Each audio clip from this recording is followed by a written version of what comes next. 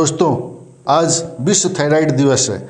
विश्व थायराइड दिवस के अवसर पर हम आप लोगों के बीच लेकर आए हैं थायराइड के बारे में विशेष जानकारी। थायराइड क्या है? थायराइड एक तितली के आकार की छोटी सी ग्रंथि है जो गर्दन के निचले हिस्से में पाई जाती है। इस ग्रंथि का मुख्य कार्य मेटाबॉलिज्म को नियंत्रित करना है। यह कार्य थायराइड ग्रंथि अपने हार्मोनों के द्वारा करती है। थायराइड ग्रंथि दो मुख्य हार्मोनों का निर्माण करती है, T3 यानी ट्राइआयोडोथायरोनिन और T4 थायरॉक्सिन। एक थायराइड ग्रंथि सामान्य रूप से लगभग 80% T4 और लगभग 20% T3 का निर्माण करती है। हालांकि T3 अधिक शक्तिशाली होता है। थोड़ी मात्रा में थायराइड कैल्शिटोनिन उत्पन्न करता है जो रक्त में कैल्शियम का स्तर नियंत्रित करने में सहायता करता है। मेटाबॉलिज्म की दर को स्थिर बनाए रखने के लिए इन हार्मोनों का उचित मात्रा में स्रावित होना आवश्यक है। शरीर में इन हार्मोनों के स्तर के कारण मेटाबॉलिज्म की दर तेज या धीमा हो सकती है। जब इस ग्रंथि द्वारा स्रावित हार्मोन असंतुलित हो जाते हैं तो उसका प्रभाव पूरे शरीर पर पड़ता है, तो शरीर कुछ संकेत देता है। हालांकि थायराइड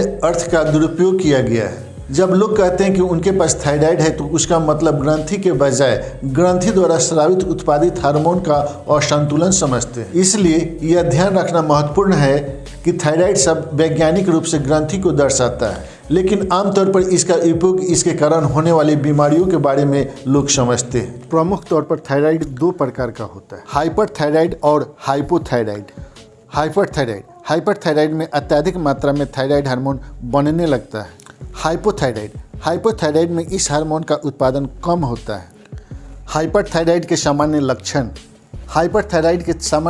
हैं वजन कम होना, घबराहट, चिंता, परेशानी, घेघा रोग, थकान, सांस फूलना, दिल की धड़कन तेज होना, गर्मी ज़्यादा लगना, नींद कम आना, अत्यधिक प्यास लगना, आंखों में लालीपन या सूखापन, बाल झड़ना और बालों का पतला होना इत्यादि। हाइपोथायराइड के सामान्य लक्षण हैं वजन बढ़ना, थकान, नाखूनों और बालों का कमजोर होना, त्वचा का रूखा होना, बालों का झड़ना, सर्दी लगना, डिप्रेशन, मांसपेशियों में दर्द, गला बैठना, मानसिक तनाव इत्यादि। इन लक्षणों के प्रति बरतें सतर्कता। थायराइड से संबंधित गड़बड़ियों के लक्षण इतने सामान्य होते हैं कि अधिकतर लोग उन्हें गंभीरता से ले नहीं पाते, लेकिन अगर इन लक्षणों को गंभीरता से लेकर तुरंत डायग्नोसिस और उपचार शुरू कर दिया जाए तो इन बीमारियों का बेहतर तरीके से नियंत्रण और प्रबंधन किया जा सकता है। अगर आपको अत्यधिक थकान हो रही है, बालों के झड़ने की समस्या है, महिलाओं में माहवारी समय पर नहीं आ रही है, अत्यधिक मानसिक तनाव हो रहा है, पसीना अधिक आ रहा है, बार बार भूख लग रही है, तो आप इन लक्षणों को मामूली समझकर नज़रअंदाज न करें। अगर लक्षण समय के साथ गंभीर हो रहे हैं तो तुरंत किसी डॉक्टर को दिखाएं। TFI के आंकड़ों के अनुसार थायराइड की समस्याओं से जूझ रहे लगभग 60% लोग प्रथम चरण में लक्षणों को समझ नहीं पाते। महिलाओं में मेनोपॉज के कारण हार्मोन परिवर्तन होता है, इस वजह से भी थायराइड हो सकता है। जो लोग अत्यधिक तनाव लेते हैं उन्हें भी यह बीमारी हो सकती है। दरअसल अत्यधिक स्ट्रेस का असर थायराइड ग्रंथि पर पड़ता है। पुरुषों में थायराइड की वजह से मांसपेशियों में दर्द, थकान और कमजोरी, लगातार वजन बढ़ना, कम होना, टेस्टोस्टेरोन हार्मोन का लेवल कम होना, एंजाइटी, डिप्रेशन, बालों का झड़ना और हाई कोलेस्ट्रॉल की समस्या हो सकती है। पुरुषों में सामान्यतः हाइपरथायराइड की समस्या अधिक रहती है। बच्चों में भी हो सकती है थायराइड की समस्या। थायराइड रोग के बारे में एक सामान्य धारणा है कि यह वयस्कों का रोग है, लेकिन यह बच्चों में भी उतना दुर्लभ नहीं जितना माना जाता है। अगर समय पर इसका उपचार न कराया जाए तो इससे बच्चों का मानसिक और शारीरिक स्वास्थ्य प्रभावित होता है। ऐसे में ज़रूरी है कि माता पिता अपने बच्चों के व्यवहार पर नज़र रखें। अगर उनकी नींद का चक्र गड़बड़ा रहा है तो उसे गंभीरता से लें। यौनावस्था प्रारंभ होने के लक्षणों में देरी हो रही है तो डॉक्टर से संपर्क करें।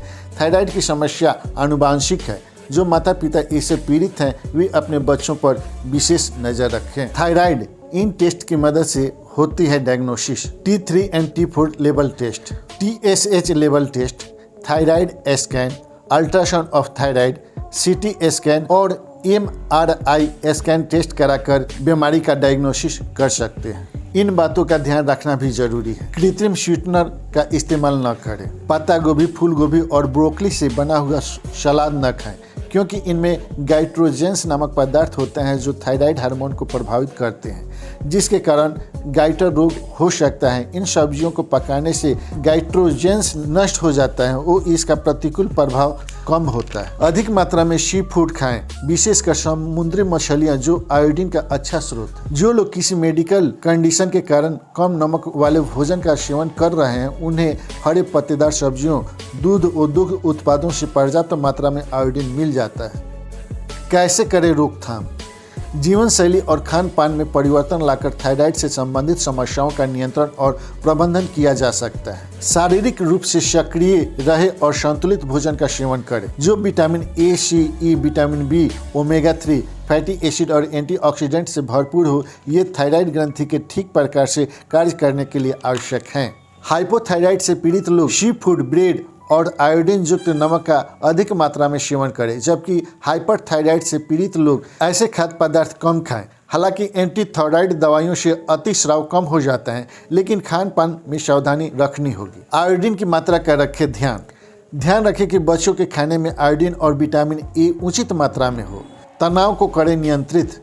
तनाव थायराइड ग्रंथि से संबंधित गड़बड़ियों का कारण हो सकता है। ध्यान करना इसमें बहुत सहायता करेगा। उचित उपचार की मदद से थायराइड ग्रंथि ठीक तरह से काम कर सकती हैं। जीवन शैली में कुछ बदलाव लाकर, जैसे कि संतुलित आहार और पर्याप्त मात्रा में आयोडीन का सेवन कर एवं तनाव से दूर करने के लिए योग तथा ध्यान की मदद से थायराइड को नियंत्रित किया जा सकता है।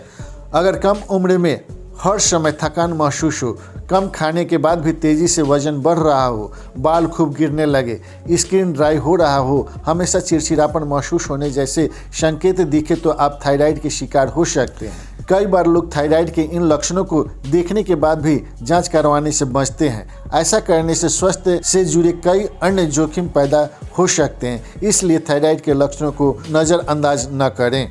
स्वास्थ्य से संबंधित इस तरह के वीडियो देखने के लिए हमारे चैनल को सब्सक्राइब जरूर कर दें ताकि अगला आने वाला वीडियो सबसे पहले आपके पास पहुंचे।